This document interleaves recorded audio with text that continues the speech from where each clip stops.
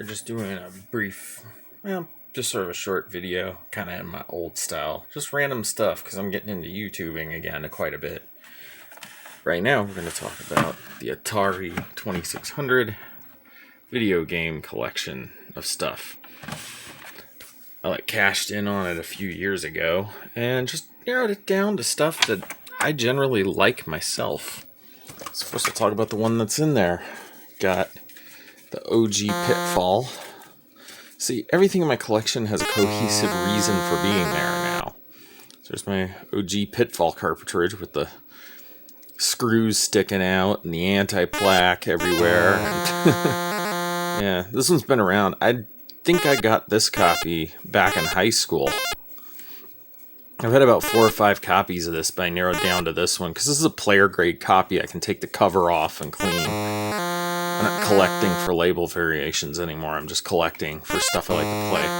Anyway, this was the stuff back in the day. And I still like this one. I love to play this one still. And that's one of the reasons why I kept it. Of course, some of these I might do more extended reviews later on. And right now we're just doing the Atari cartridges. Looking down here, Robot Tank. Picked this up at Captain Games a while ago. I actually always wanted Robot Tank because I always thought it was better than Battlezone. And I actually played it. I freaking love this one. Of course, it's Activision. I mean, you can't go wrong with Activision. Sequest. This one, like Robot Tank, I picked up because I used to have the PlayStation Atari 2600 Activision Classics collection back in high school. And I used to love playing Sequest quite a lot. I'm actually really good at that one. Super Breakout. This was actually my mom and my sister's favorite when I was growing up. I think I remember them trying to sell me on it when I was a kid to get me to play with them by basically talking about all the different sounds it makes when you do game variations. It's like stuff that sounds like electric banjos and weird stuff on there. This one's a pretty darn good one. Classic. I do find it interesting that the stock number for this is lower than regular Breakout. I think regular Breakout is like CX2616. This is 2608. I would have thought Super Breakout would have come out later. Especially since this is far more sophisticated than regular Breakout. And I mean, yeah, it's 2622. Oh, what the heck? So, Breakout came out later, but to me, Super Breakout actually has better graphics and better sound. So, I'm not sure how that works. Another one of the newcomers, Lock and Chase. Played Lock and Chase. We had that when I was a kid in the original lot of Atari games. And it's basically like Pac-Man, except you're like able to block the... I don't know. I remember reading, I think it was like a bunch of agents or police officers or something that basically roam around the stage and tell you what to do. Or, no, they try to capture you instead of ghosts. I always felt it kind of looked a little more low-tech than even the 2600 Pac-Man variant. My favorite. Dragon Warrior Zero, aka Adventure. I loved Adventure. It's still my favorite. This game is just a source of comedy. I mean, seriously. I mean, it has like the first Easter egg and everything, and it came out in like 78. A lot of people say it would be more like The Legend of Zelda because of the real-time thing, but I don't know. Dragon Warrior. I mean, Green Dragon in this. The grandfather to the Green Dragon in that. Yeah, this is one of my favorites. I'll probably expound on this one someday. Of course, I got a whole bunch of like original manuals and stuff here. I mean, I've got this catalog from Suncom that came with my totally accurate controller. I bought 2 of these and they came in the original boxes. This is actually my current favorite joystick for this thing. I mean, the only way you could beat it is a gamepad, but, you know. To me, it just doesn't feel like Atari unless I'm using an actual joystick controller. There have never been so many, and some of these are torn up. Like, this is the original catalog that came with my Heavy Sixer back in high school. Another catalog for the Suncom stuff. This is the catalog we had as a kid. This is the one from, like, 1983. You know, there's Pac-Man. You got the introduction. I mean, look at that 80s intro. I'm not going to go through the whole thing here, but yeah, it's basically the 1980, I think 81 or 83 lineup. I can't remember what year. Got a whole bunch of these. Here's the 1978 one. I mean, you see the Heavy Sixer with the Hitachi. I still have the front cover for it, but it fell back there. And look at that, like, creepy 1970s type artwork there. This is like stuff from like the Raggedy Ann and Andy cartoon. We got the Activision catalog from like 1982. There's Pitfall. It's for my Raspberry Pi. I have a Retro Pi. Manual for barnstorming. You used to have the box, and then the box just got so destroyed. I do have some box carts, though. The original Joust manual book and all that. I love Joust. Actually, I originally got this back in like 1990 for like $5 at KB when they were trying to get rid of all the Atari 2600 stuff to make room for the NES stuff. And the Sega Genesis. And the up-and-coming Super Nintendo. See, it's got that weird sort of cereal box flap on the top. None of this stuff I'm wasting too much time going through. Snoopy and the Red Baron. I mean, really, has anybody made a freaking video game about peanuts since then? This is actually a really good one, and it's in box. This one and Joust I actually picked up for like part of a huge stack of Atari games in boxes for like $20 when I was 21. It was like almost. That was actually 20. That was almost 20. A little more than that, actually. No, it was a few years shy of that. Anyway, I don't know. I don't know my time. E.T. It's so funny to me. Everybody hated this game. I mean, I actually don't hate it. I actually don't even find it to be that bad. Everybody complains about the pits. I look at it kind of like I do Bigfoot for the NES. It's like, read the freaking manual. That won't be so bad. I mean, it's very hard, but I mean, what can you do? Venture. This game has comedically horrific graphics, but it's actually surprisingly a lot more complex than, you know, I put this on the same level as Adventure. Comedically bad graphics, but amazingly advanced for what it is. Oh, an old text label copy of Video Olympics. Do Electra Tag label on the back. You see it's a little sun damaged. Video Olympics, for those who don't know, and yeah, I know it's a little blurry, is essentially Pong Sports. I mean, it's got like, what, like 50 variations of Pong? Table tennis for two. This is one of those ones you never hear anybody talk about that's actually really good. It's called Fast Food. It's by Telesis. I really like this cart. I actually bought this because I have had it with my emulator setups for a long time. It's one of the ones I actually like to play. You'll kind of find with me with Atari anyway. I generally tend to prefer stuff that's just outright hilarious. This is, you got a pair of like creepy looking jaws on a black background. If you eat too many, I don't know, they look like purple jelly beans. That's like, that goes brrr. You lose a life. Like a kind of sick kid humor. Defender, a classic. Always gotta have it. Everyone knows what this one is. Just about everybody has a copy of this. I think I've probably sold off 4 or 5 double copies of this over the years. I just picked this up a few months ago. This is Artillery Duel. This is basically Scorched Earth or Tank Wars for the Atari 2600. I remember being in the local independent game shop and literally looking this up on my phone because I was like, Artillery Duel, what the heck is this? I've seen it, but I haven't really paid much attention to it. Well, it is literally one of those velocity games, kind of like Gorillas.Bass or Scorched Earth. Another good one. Yeah, let's pull some in. Let's go ahead and just start looking through these. It's another one I have. Astro Blast.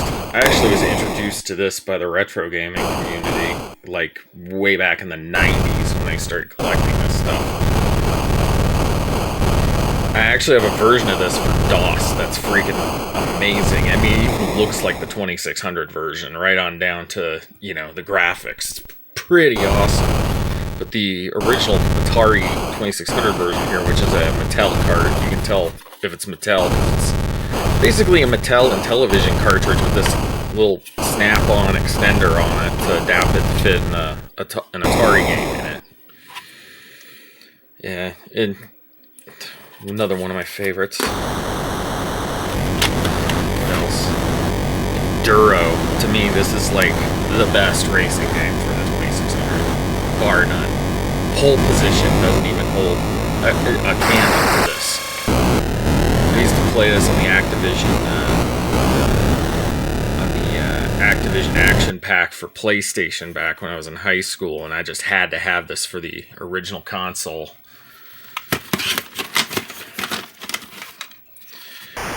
Seahawk. I actually remember buying this new way back in like 1989. Like, we bought this at a dollar store.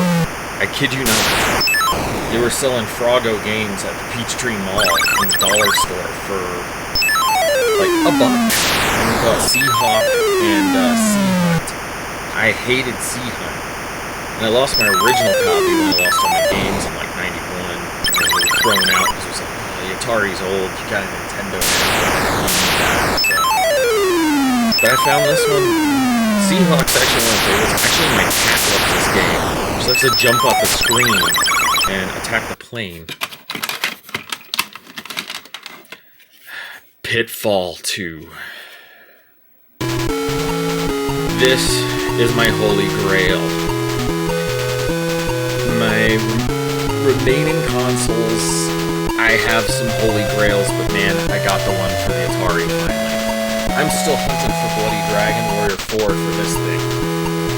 But Pitfall 2, man, you can't beat it. I mean, it beats the original hands down.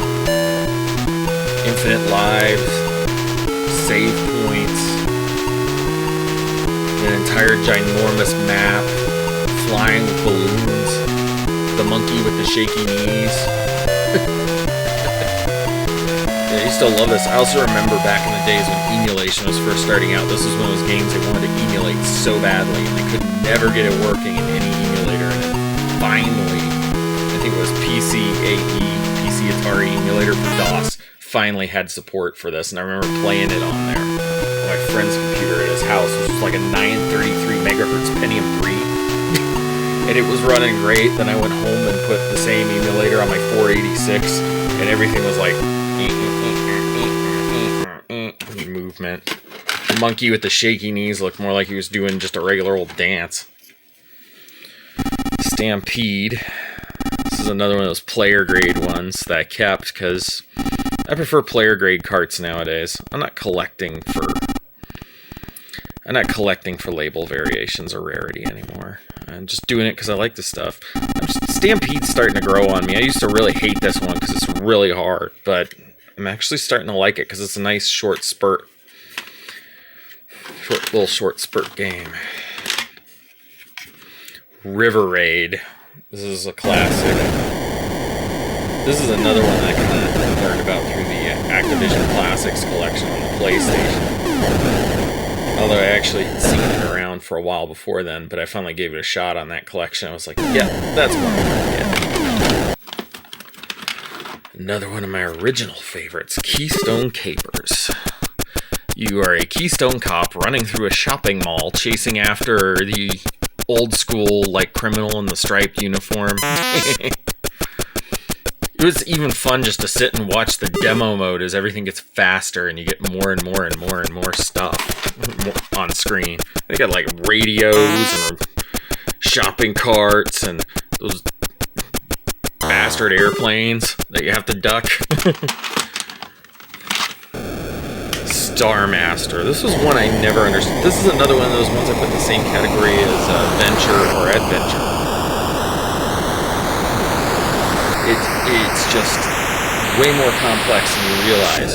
I mean, you have to use all the little switches and on the console to get between like a map to choose a destination to fly to. Most people don't even read the manuals for these anymore. Atari crap games. No, they're not crappy. You just have to read the manual because everything's so abstract. You're not gonna know what the whole thing can do until you actually read the manual. It's like RTFM people. California Games by Epix. This is one of the... This is an old copy. It's just, you know, you can tell it's been around the block. See all this stuff here? I don't know if they still talk about this stuff now when collecting cards, but this is that old anti-plaque, as they used to call it, which is when, like, the glue holding the label on starts to disintegrate and it starts to discolor the label. On this one, it actually looks kind of awesome. It gives it sort of a marbled appearance. This is another one of those ones, but this one actually is more visible just how complex it actually is. I mean, you got like hacky sack and skateboarding and a half pipe and the BMX racing. Oh my god, story time. Brief one. When we first bought this when I was like 8,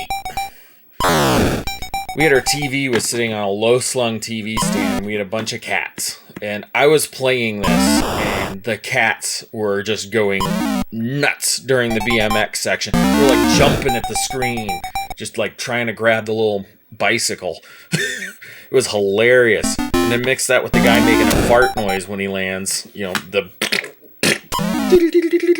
little cartoon birds. Star Trek. I got this in a batch of games, and then I gave it a chance, and I like it. It's another one of the more complex ones. It's not as complex as maybe, say, Star Master, but it's a really good little game. I mean, you know, I'm not much of a Trekkie, but I do understand Star Trek stuff.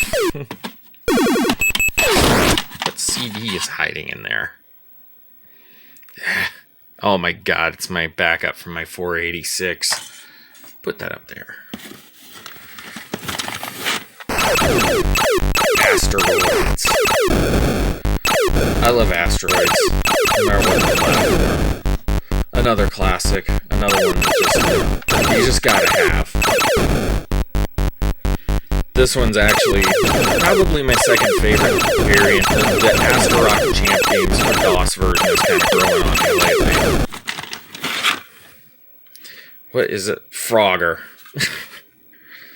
Good old Parker Brothers with the labels that just let go after a while. All of a sudden you just have... I even think my Frogger label might even be flapping around in this box somewhere. Like under all this stuff.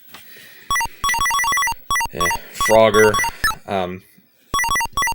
The 2600 port's really good. The arcade port's really good. I like them both. What can I say? Good old Frogger. Space Invaders. The early text label version. There's like 112 variations on here. I mean, even when Atari carts were $45, it was like great value. Because you had like 115 variations of the darn thing with like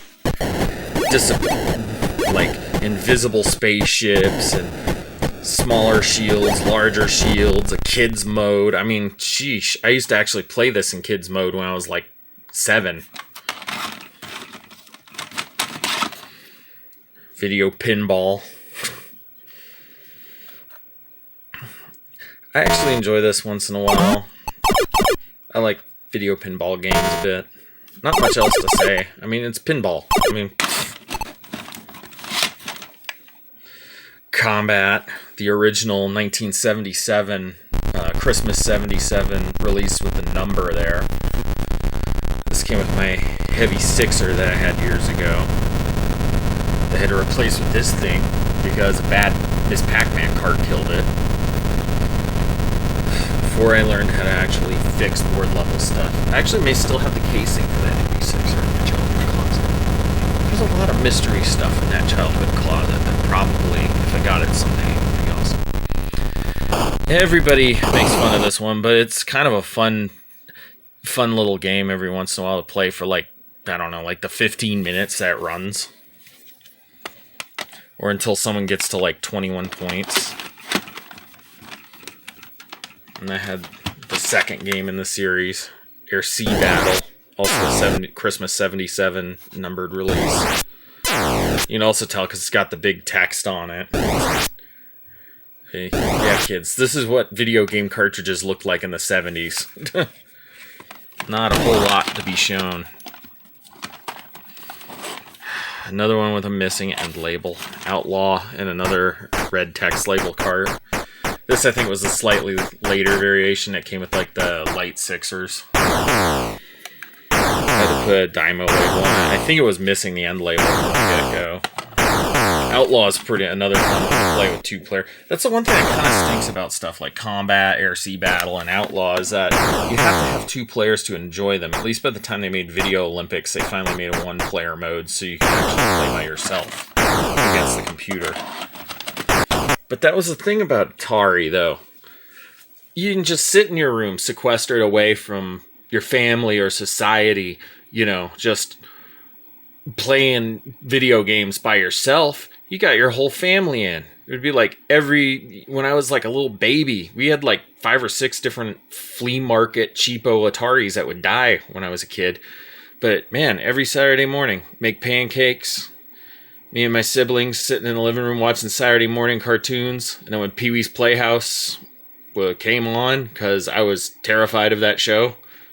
Don't ask me why I was until I was like 8, and then I freaking loved it. That's what we would do. We'd plug games in the Atari and play Atari for like 2 or 3 hours.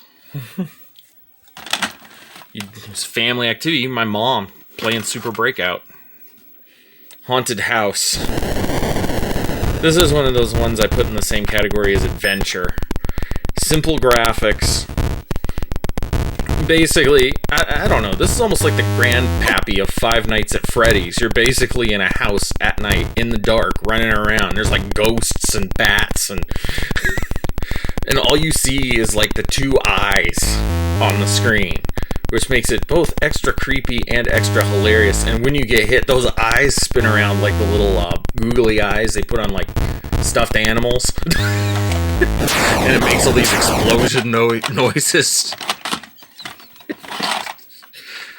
Night Driver.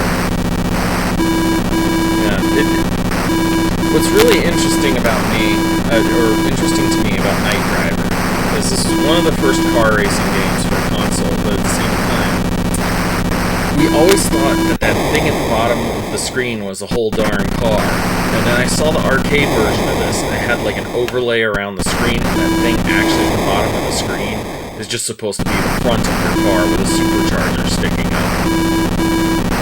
Yeah, that's something you never see on high-performance vehicles anymore. Superchargers sticking out of the hood. That was like the sign of a high-performance car in the 70s. Man, this video's gonna be long. Yeah, superimpose all the video clips over it. Missile Command, another arcade classic. I actually picked up in here. I don't know if it's visible, but I'll pull out the controllers. Yeah, I have this bad boy that I picked up. They said it was broken, sold it to me, and then I took it home and found out that the switch back here enables 2600 mode. That said, not the greatest thing to play this with, but it actually is fairly close to the arcade, particularly if they turn the trackball sensitivity down. So I do love playing this with the actual trackball. I'm actually looking at a way to mod this that actually has faster tracking on the 2600. Alright, let's start on the next pile. Yar's Revenge. I never had this as a kid. I got this because I'd been watching like a ton of Howard Scott Warshaw's documentaries about Atari, and became, I gotta readjust, my leg is going to sleep. Howard Scott Warshaw, the guy that programmed this, did a bunch of,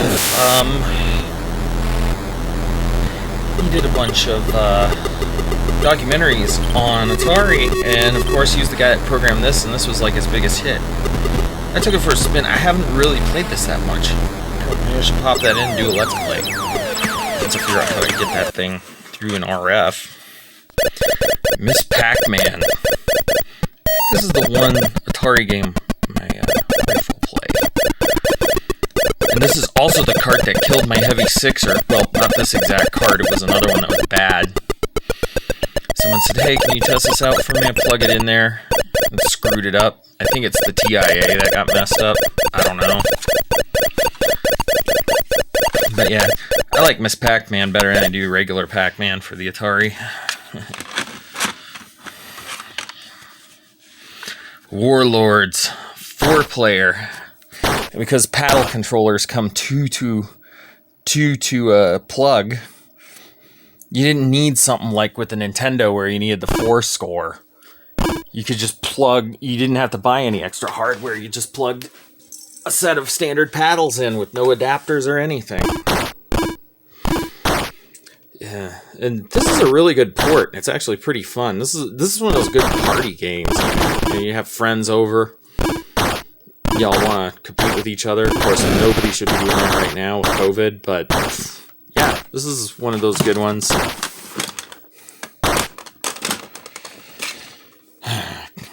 Crackpots. This is a recent grab. This is another one of those funny ones I really like. You got this guy. He stands at the bottom of a building. Or, no, he stands at the top of a building, shoving flower pots off onto spiders. Where did they come up with the premises of some of this stuff? I mean, seriously. Is that guy... And what's really funny is those must be some spiders, because they will go and chew up the bottom of your house and make it drop. What kind of slum is this guy living in? Jeez. Oh, and Berserk. I even laminated the label on this one. I did that for a while with some of my games that were like keepers. This one's one of them. Yeah, good old Berserk. Evil Otto. Yeah.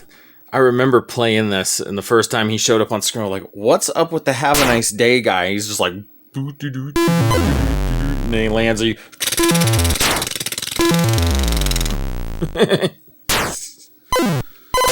yeah, Berserk.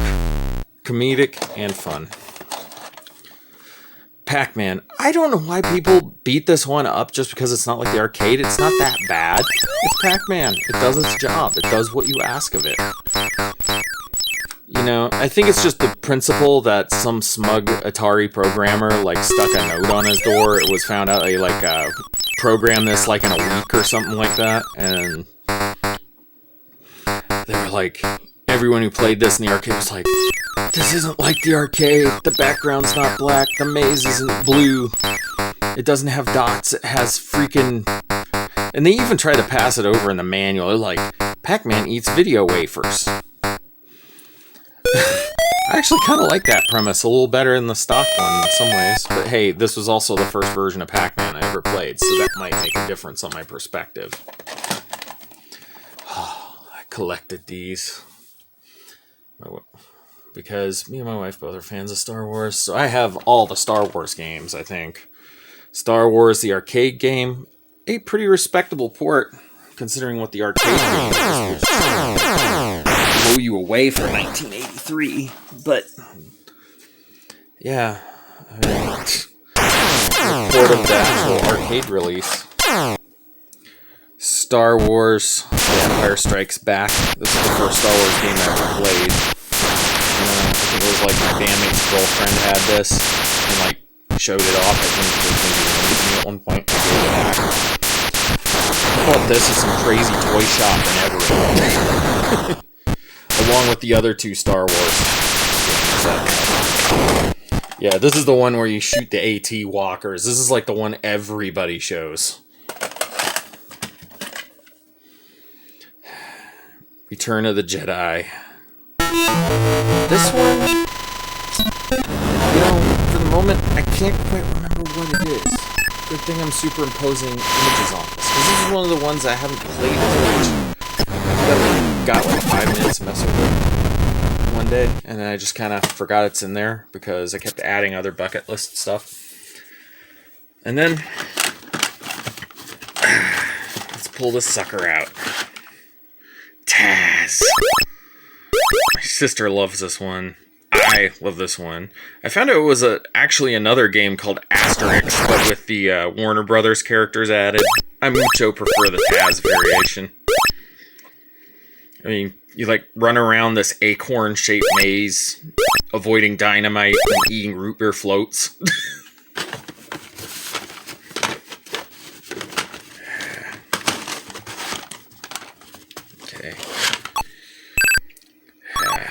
This one, Jungle Hunt. This was one of my classmates told me about back in high school, and I just, you know, had to have it. It's kind of like Pitfall, but a little more sophisticated. That's what that is. What other ones do we have? Centipede, classic arcade, another good one that goes with your trackball. Yeah, I'm doing this while I'm cleaning stuff. It's supposed to be New Year's video game weekend. New Year, everybody. Vanguard. This is one of those side shooters. Kind of like Rygar or R-Type or something like that. I like this one. Then, of course, the silver label, Pole Position. I actually prefer this in the arcade far more than I do on the actual Atari 2600. Actually, my favorite is Pole Position 2 for the arcade. I still have yet to get the arcade versions of this and 2 working on my Pi yet. Yeah, I have a retro Pi. I haven't even shown that off yet. Solaris. This one I hold in this high regard is Star Master. This is my only red label cart, which is like this one with the black and white labels from like 1985 when they were doing like cost reductions. The fun is back for under $50. Cosmic Arc. This is the one where you have like a spaceship in the middle of the screen, and then you have to like shoot asteroids and then land on a planet and then suck creatures up into it. It's like Noah's Ark, but with a space theme. And not nearly as soft Noah's Ark game is. I gotta hurry it up, my battery is running down. MASH! This one's fun. You fly around in a helicopter, you pick people up, you take them to the ER, and then Ferret Face messes it all up by dragging a bullet along the insides of the guy. In this, like, bizarre electronic version of Operation.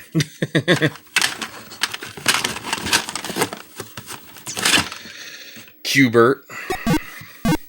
The classic. I've actually got the arcade version now, and I kind of prefer that to this, but, you know. And what is this last one? Man. Oh, I got some more CDs in there. This one is called Spider-Man, and this was a more recent pickup. And I got this because I really like this. You basically, like, throw your web up a tower, up to the top, and yeah, and then you, like, I think you have to, like, knock the skateboarder kid off that put a bomb at the top of the tower. Yeah. And that's pretty much the collection. I don't even have a, want list for Atari really at this point, because everything I collected was stuff that was already everything I collected is stuff I actually like to play. That's why I cashed out years ago, was because I had all these games, and I was like, never touched them more than maybe 5 minutes. And then I would just sort of forget about them for a while. And then I'd play it, and I'd be like, I don't like this one that much. You know, there's a difference between being a collector and a hoarder. I prefer to be a collector who actually collects stuff that I actually like. And that was pretty much the Atari collection. I'll show you some controllers, I guess. Like I have the Gemini or Suncom Totally Accurate controller. It's right and left-handed. Console. It's a 1980 Sears Telegames video arcade version. I got this in a glitched eBay auction for $5. I remembered having a heart attack when I put in my bid, and then all of a sudden it disappeared off the auction site for like a week. And then all of a sudden I get an email in my inbox that says, "You just won the Sears Telegames video game console for $5. Untested, as is, brought home. This has been like the best one I've ever owned. It never broke. It's never had issues. All the switches still work. Shoot, they even polish up nice. How about that? And this thing is turning 41 years old this year. 41. This is quality. I mean, yeah, I've maintained it. And my God, I get like a beautiful, beautiful signal out of this thing. If I switch over to game mode on my TV with my little secret switch over here. I mean, look at that. This is on RF. I know probably lack of analog TV channels really helps. But man, I got this so well put together. My picture quality is just beautiful. And this thing is RF only. It's a freaking 1993 Magnavox. I mean, quality, man. I got a set of the paddle controllers. I actually have 2 sets of those. Here's my other TAC. The original Heavy Sixer 2600 arcade style stick with further button throw. And it has this thing. I actually had to fix this one up. It needs an insert. This one's the one my wife likes to use for Miss Pac-Man. Gemini gem stick. This one's kind of grown on me as well. The classic CX40. And then the Sears Telegames branded version of the paddles, so I actually can have 4-player when I play Warlords with people. Yeah, so that's pretty much my entire collection of Atari stuff. And, I don't think I'm going to be expanding this collection that much, because I just don't really have anything I really want for it. Well, I take that back. I do kind of like the idea of pressure cooker and, God, what was that other one? There's pressure cooker, and along with that one, Private Eye, I think maybe. I need to play the emulated versions a little more and think about it, but, otherwise, I mean, this kind of setup, I mean, who can beat this? I mean, freaking old school CRT, and the graphics are like that crisp with no interference. And I know some people feel like, but it looks ghosted. That was the beauty of Atari. Everything looked practically 3D because of the graphical artifacts on RF. I mean, Adventure? Sheesh. I should show that one with a screenshot someday.